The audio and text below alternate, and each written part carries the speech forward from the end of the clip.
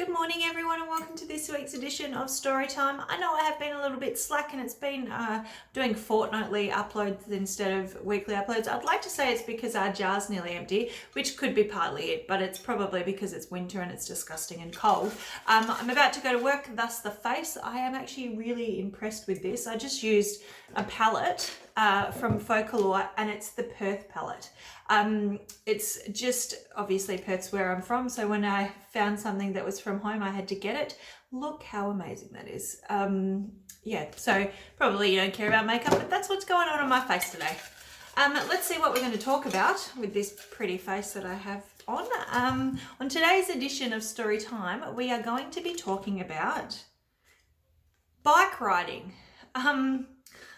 If you've been watching my videos, you know that I'm a little bit retarded and not so good at sports or activities or balance or anything that actually involves coordination. My skill is more brain stuff. Like I'm smart and I'm good at reading, but like physical stuff, not so much. So when I first moved to Melbourne, I used to go with the boys. I didn't have a car, so the boys would take me to Winton with them so that we could go drifting. And they would always bring their little BMXs and so they could ride around the pits without having to walk. And I'm like, this is such a brilliant idea. I need to have a bike. But I hadn't ridden a bike for a really, really long time and I didn't want to embarrass myself. So one night, early one morning when all the boys were still sleeping, I got out, like I woke up early and I stole one of their bikes and snuck outside and rode around the car park at the hotel that we were staying at. So I knew that I would be able to ride this bike if the time came. And like I didn't tell anyone. And then the day came and I was like, oh, I'm going to ride this bike. And I was so good. And it was only because I'd practiced and it was pretty good. Oh, actually, I'm going to tell a different story. Today we're going to have two for the price of one story times.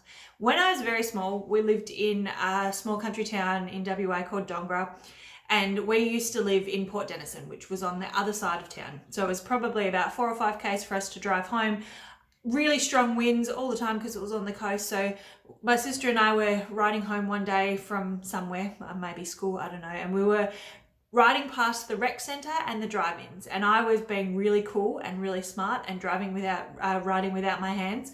So I'm just being cool and pedaling along, and I hit a rock, and obviously my hands weren't on the steering wheel, on the handlebars, so there was nothing that I could do, and I ate shit badly, like really badly. I had chunks of gravel in my knee and chunks of gravel in my hands, and I didn't want to tell my dad that I'd fallen off because I had no hands on my handlebars because I would have got into trouble. So I thought up this really brilliant plan to tell my dad that when it happened because somebody in a ute drove past and they yelled at me and I got scared and then I fell off.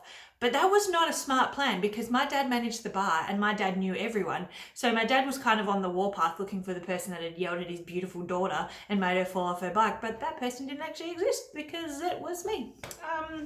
And that was also the time that my sister dug gravel out of my knee and was telling me that pain is good, which was kind of a good motto for me. So I used to hurt myself all the time. Anyway, that's how not to ride a bike. I can't really give you any points other than that. Maybe get some training wheels next time I try it. I hope you have a good week. I will see you hopefully next week. Be good to each other. I love you. I'll see you next week. With love and bikes and inappropriate timed kisses, Miss Gay.